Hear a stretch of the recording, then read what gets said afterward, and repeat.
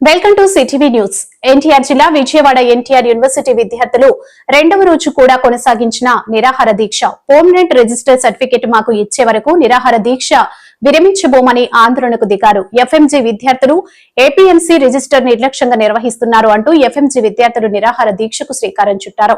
ఈ సందర్భంగా విద్యార్థులు మాట్లాడుతూ గత 1.5 సంవత్సరం నుంచి ఏపీఎంపీ చుట్టూ తిరుగుతూ మా సమస్యను పరిష్కరించండి, మా పిఆర్లు మాకు ఇవ్వండి అని అడుగుతున్న పట్టించుకోకుండా ఆంధ్రప్రదేశ్ మెడికల్ కౌన్సిల్ రిజిస్టర్ నిర్లక్ష్యంగా వ్యవహరిస్తున్నారు అంటూ మండిపడ్డారు. ఈ కార్యక్రమంలో విద్యార్థులు వారి యొక్క తల్లిదండ్రులు మాట్లాడుతూ మా పిల్లలు చదువులు సేవ చేయాలి అని వారి ఆశకి అడ్డుకట్ట వేస్తున్నారు.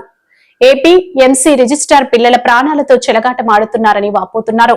ఈ సమస్యపై ఆంధ్రప్రదేశ్ ప్రభుత్వం తక్షణమే చర్యలు తీసుకుంటారని, విద్యార్థులకు న్యాయం చేయాలని ముఖ్యమంత్రి చంద్రబాబుని కోరుతున్నామని అన్నారు.